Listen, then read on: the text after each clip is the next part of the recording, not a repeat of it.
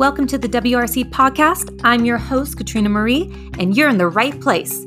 Here at the Well-Rounded Counselor podcast, what you can expect is to learn, shift your thinking, and gain personal and professional growth. And if you have not yet done so, hit that subscribe button so you never miss another podcast episode. The conversation starts now.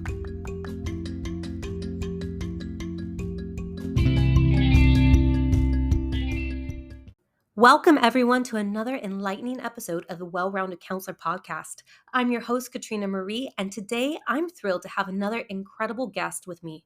She is an experienced psychologist, educational consultant, and an accredited coach in guiding students and families through the intricate maze of university planning, admissions, and the often overlooked psychological aspects of life's transitions. She is currently collaborating on university pathway projects for ADDICT and the School of Humanity. She seamlessly blends her roles, combining independent consulting with a commitment to shaping the future of education. Today, she will be sharing her insights on a crucial topic: building relationships between high school counselors and independent college consultants. So, whether you're a student, a parent, an educator, or simply someone fascinated by the nuances of the educational journey, you're in for a treat. So, without further ado, let's dive into this hot topic of conversation with Magda Kozlowska. Welcome, Magda, to the show. Hi, Katrina. Thank you so much for having me. I'm very excited to be here. Oh, I'm so excited to have you. And it's been kind of forthcoming, this conversation. And we've been talking about it for quite some time. It has indeed. And I think it's one of those topics that isn't talked about enough. So I'm very happy that we get to dive into it and maybe explore it from perspectives that we both know and understand. Absolutely. So, Magda, let's talk a little bit more about you. Can you give us a little more background about who you are and kind of how you became a college consultant? Of course. So I think that for me, my background is in psychology, and I've always been fascinated with how humans function and how humans transform and grow. And by chance, as with many things, I ended up in the IB educational system teaching psychology and theory of knowledge. But as my background is in psychology, I also went towards counseling. Counseling was a bit too broad for me, and I was always interested in transitions. So I completed a degree at UCLA in college counseling and advising. And I was very, very fortunate that life just turned out in a way that I was able to have some amazing mentors, and I got a job at one of Dubai's premier schools as a university and career consultant. And after that, after, a few years in the role, I just saw the need for those sorts of services, in the region that we're living, which is the GCC region, but even globally. And I think part of it is in Dubai. You're in Dubai as well. People very often use external consultants. Nonetheless, not everybody understands what an external consultant does and how they're categorized. So for me, I just decided that I want to provide these services that are also linked with elements of psychological counseling, because it is a transition process for students and families, and put my understanding of working within a school for 14 years and understanding both the educational systems as well as what school counselors have to deal with. I think that's so important that you bring both elements of the school counselor and the psychological counseling and the transitional piece into your private practice. So how do you perceive the current landscape of the two relationships between the high school counselors and the independent college consultants, not only in the GCC, but maybe on a wider scale as well? What common challenges and, good things are you seeing as well in this dynamic? Wow, that's a big question. I would say I'm going to start from the GCC region, because this is especially I would say the UAE, there's a lot of expat families, which means that students are usually not staying within the UAE. They go to universities abroad. So this is everywhere from North America, Europe, Australia, Asia. Some of them go into neighboring countries for university. So obviously, this is a great place to have this sort of won't even say business, but to provide these sorts of services. And schools, international schools here are fantastic and have very highly qualified counselors, but international schools are also very busy. So, this is a service based place. Therefore, families often recruit agents or counselors and use additional support. What I've been seeing is that there's a bit of misunderstanding and I would say animosity between the two. And I can even say, from my perspective, working in a school, that very often when the students I was advising had additional advisors outside of school, sometimes the advice was different to what I was giving. Sometimes their timelines were very different to what I had to deal with within the school. Um, Sometimes the edits on essays weren't according to what I would advise.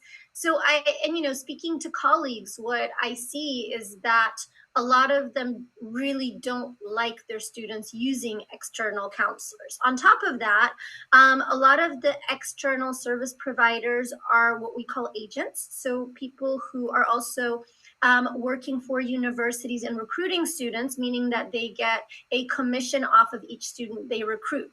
Therefore, their advice is geared towards those specific universities, which can be problematic for families that want unbiased, neutral advice. So I think this is sort of the foundation of where a lot of problems and challenges in that relationship come about. I agree with you.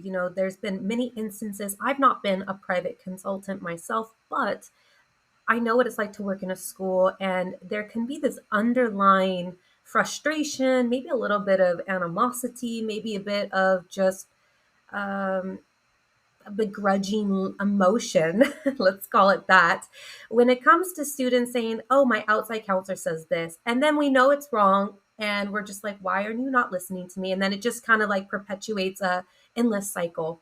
And I like to think, we're kind of on the same page because we've worked in schools, very similar schools, even the same company of sister Mm. schools.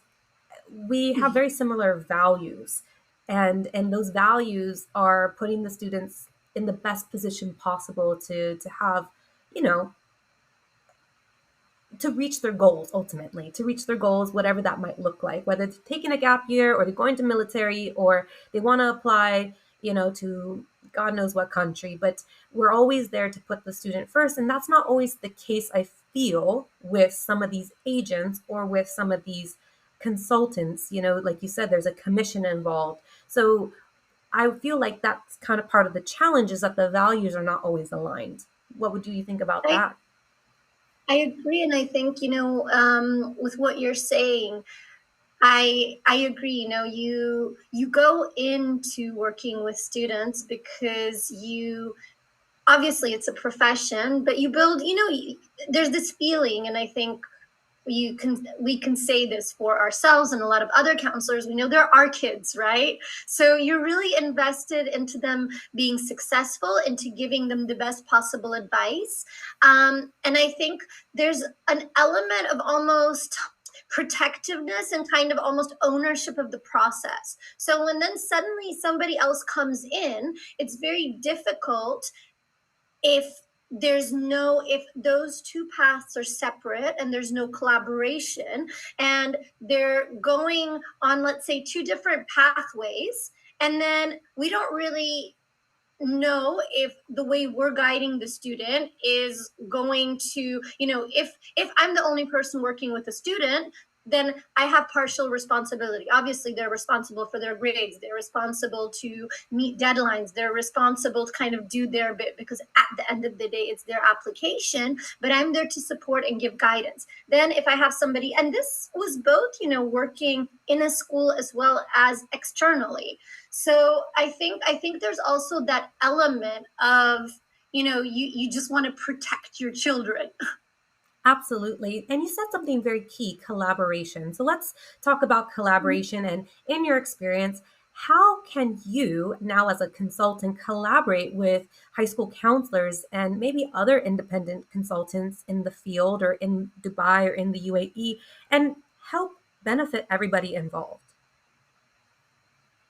So I think that that was one of the reasons that I took the step into working as an independent counselor, because I felt that I understand these issues and I understand that the student is coming from a context. They're coming from a school context where they have a certain system, they have teachers, they have a counselor, they're going to be getting specific support. So one of the things we're extremely lucky with here in the UAE is we have a fantastic counseling network, and we're interconnected through meetings, through networking events, through WhatsApp groups.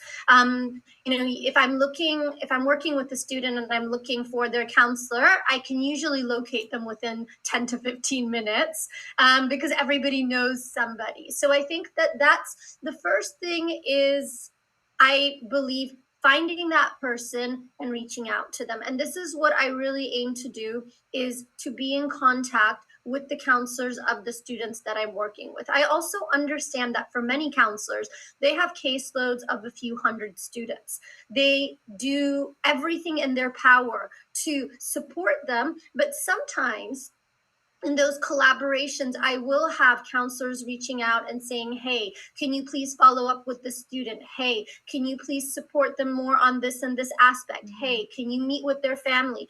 And it's almost like taking some of the load off. And then that's a collaboration. We're both on the same team working towards success. But then I'm, as an external counselor, able to find out what the situation is from the side of the school. Are there any deadlines?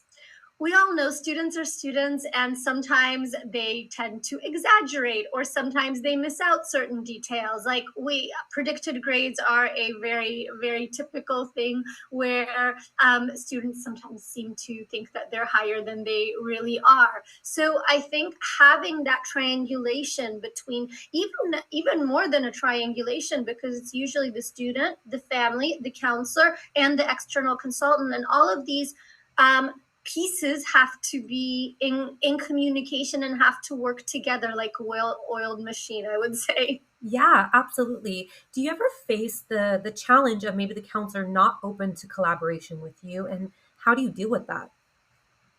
Yeah, I have, and obviously, I try to be very mindful of the fact that my role is to make others' lives easier rather than adding additional work. So I think a big part of this is relationship building. I can't expect, someone to trust me without them knowing my work. And so I think that one of the things, and I think we'll touch upon that later, is building credibility as an external consultant, just to ensure, because at the end of the day, I may be helping, but Katrina, if I'm working with your student, you're their counselor, and at the end of the day, if something goes wrong, you're the one that's going to be held responsible from the part of the school, right? I might get in trouble with the family, but at the end of the day, like, there is, and so it's very important to also kind of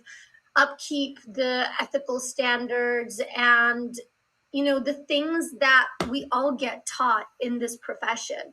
I think that, going back to your question, in terms of examples when counselors didn't want to work with me, so I can reach out from my side, and then if there's pushback, or if I'm completely not able to get in touch, it doesn't happen often, but then I communicate with the student, and then I communicate with the family, and thankfully, because I understand how schools work, I'm able to understand, for example, issues around letters of recommendation, confidentiality, deadlines, predicted grades versus actual grades. So, all those sort of intricacies that I think sometimes external counselors struggle with because they haven't worked within a school setting.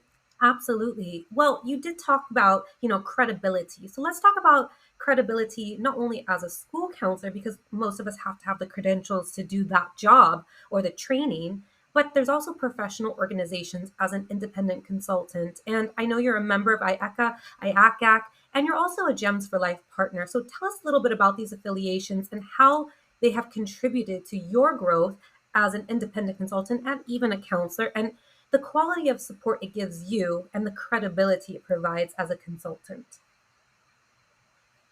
Yeah, Katrina. So I think that you've sort of hit the nail on the head there in terms of the word credibility.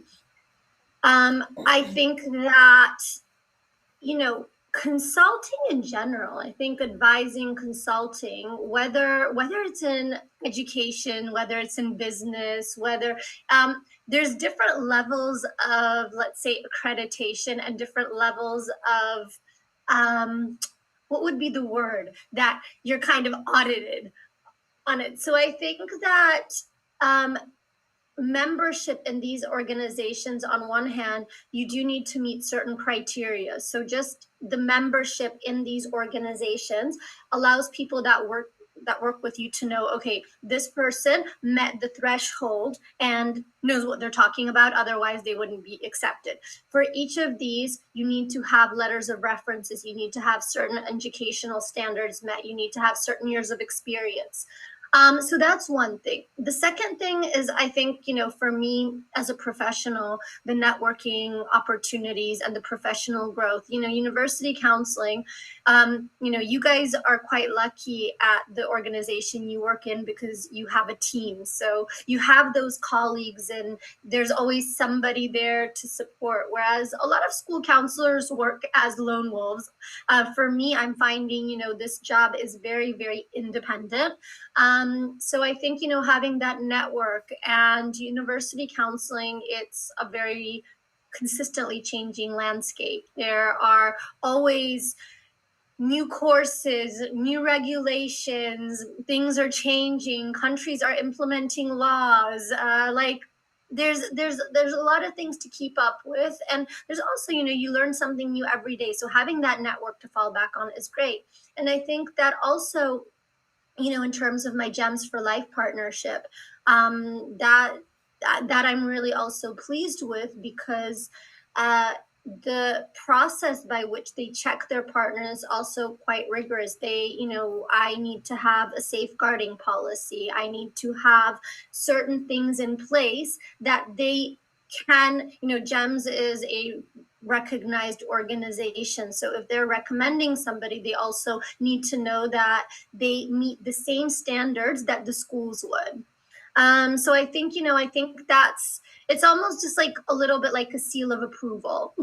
Absolutely. And with some of these organizations, they have ethical codes of conduct and standards that counselors and independent consultants need to meet. So, meaning, there's some ethics involved in this job. So, doing the right thing ultimately at the end of the day. So, like I said, if somebody's just an agent trying to make money, are they doing their job for the right reasons to help the student, or are they doing it to make a commission, or is it both? I mean, at the end of the day, this is your way of living, but what is your motivation behind this, right? So again, somebody who, no disrespect, that may have went to an Ivy League school and all of a sudden wound up as an independent consultant just because of the school background doesn't always make them have like the right ethical standards that back them up.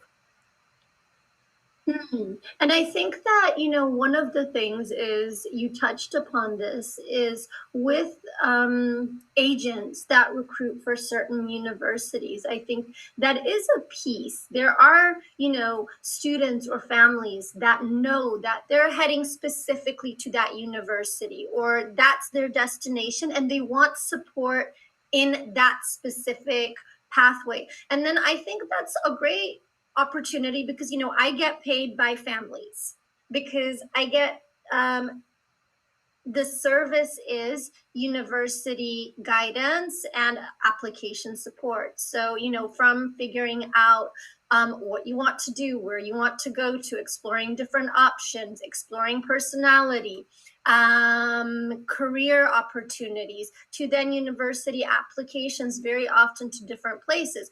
But again, this is the service I provide that I get paid for. Whereas very often agents work for free, and they work for that specific university, or two, three, four universities, and that could be an option for families that know what they want. I Exactly. think place for everybody. It's just kind of understanding, and also understanding, when you said the ethical guidelines, I think a really good example here are early decisions, where as a counselor at a school, you sign off the fact that a student, if they are admitted, that decision is binding. There have been situations of students maybe accepting more than one offer, and you know I think that's where those ethics come in play, because the consequences, getting blacklisted, schools getting blacklisted, students losing places. And sometimes I think people that haven't worked in the educational system and don't have that experience just aren't aware uh, of what the fallback can be. Absolutely. No, I agree with everything you've said. I'm like shaking my head. Yes, yes, yes. So, as a school counselor, could you give me some practical tips of how to collaborate more productively with outside consultants? So, for example, if you were to advise me as a counselor, my counseling audience, what kind of things could a counselor do to work more efficiently and more productively, and ultimately for the greater good of maybe their students that are working with external consultants? Oh, that's an amazing question. I think one of the things that we used to do that was helpful to an extent, is to have students that you're working with sign a sheet, a policy, that if they're working with an external consultant, they should report that. I think a lot of it is, as a school counselor, your openness to that, and maybe saying to the student, okay, if you're working with an external consultant, could you just send an email and connect us? And then say, hi, if you need anything, or if you have any questions, I'm this and this student's counselor, and that's it. And most of the time, I think, like, from my perspective now as an independent counselor, let's say if I'm working with counselors that I know, sometimes they'll ask me for support with letters of recommendation, for example, because I know the student a lot better. So then there we can collaborate on that. Makes your job easier. Sometimes, again, those meetings with parents. Sometimes, but just opening up that channel of communication and not blocking off to it, I think, is like the biggest step. And for also the person to know how to get in touch with you. And I think also, in addition to that, is maybe, like you said, being open and maybe removing some of the animosity and frustration and letting that consultant possibly introduce what they're actually doing and updating you. I think that that could possibly make a difference. Is that something that you would also suggest, or anything to add to that? Because I'm sure you're already doing that. I think definitely what you're saying. One of the things I've seen counselors also do, which I think is a great idea, and this is actually through the GEMS network, is inviting. So, for example, GEMS partners were invited to one of the schools by the counselors for a meeting, and the counselors just said, "Listen, like, we know that families are going to be working with you. These are your responsibilities, these are our responsibilities, this is what's important for us, and we will happily promote your services to parents, but please, for example, sign this agreement." So then the counselor has a little bit more control over what I think. Also, maybe having people that you trust, as you work year by year, and you meet families, and you meet people who are working here, having people that you can recommend whose work that can also be a good idea, because then it's not like a random person that is here and then disappears and you can't hold them accountable, but somebody that you can actually track down and work with, and that you've seen what they're going to do. Absolutely. I think that can make a big difference, inviting them in or doing a Zoom call like what we're doing, just an Yeah. opportunity to establish the roles and responsibilities, and still having that open line of communication, as you mentioned, especially here in the region. We know that it's very consultant heavy, very saturated market. And essentially in the region, because this is what the market demands, is that external support. And also some schools here, because there's so many curriculums and so many different types of schools, not every school has this high school counselor or college counselor placed within the actual school setting. So again, this need is ever so present here. So with that being said, do you have any last final thoughts about this topic of how we can bridge the relationship between high school counselors or college counselors in a school setting with these outside educational consultants? Well, I think we've just started this by having this meeting. So thank you so much for taking up this topic and wanting to start this dialogue. And I think having that dialogue, communicating, being open with what we need and what's important, can lead to bridging that gap. So I hope that we can have more of these conversations, and I would also be really curious to hear from school counselors about, what they need. So I'm hoping that, as we continue talking about this, we'll get some external input as well. Absolutely. Yes, it would be amazing to have both educational consultants and high school counselors in the same room. And actually, Magda and I are going to be co-presenting on this exact topic next month here in Dubai at the Univer Empower Conference. The conference is free, and I will leave all of the details down below in the show notes. So if you are interested in meeting me and Magda in person, make sure you register for this free conference. It's going to be really good, and we're going to go deeper into this topic, and we're going to get more involvement with people in the room. So if this is something that you feel like you need professional development on, and this is something that you feel challenged with or you want to learn more about, I encourage you and invite you to attend this event. It is free. So Magda, thank you so much for your time today. It's been so wonderful to have you on the show, and I hope you had fun. I loved it, and I loved having this conversation with you, and I really am looking forward to continuing this, and like I said, getting more people involved. And thank you for all the amazing work you do, Katrina, because it's really inspiring. Thanks, Magda. Thank you, everybody, for joining us today on the WRC podcast. I'm going to leave all of the details down below. So if you want to get in touch with Magda and learn a little bit more from her, and also if you'd like to attend the conference where her and I will be presenting in person, we will leave that information below as well. So again, thank you for joining us, and we can't wait to continue this conversation further. Have a great day, and catch you guys all on the next episode.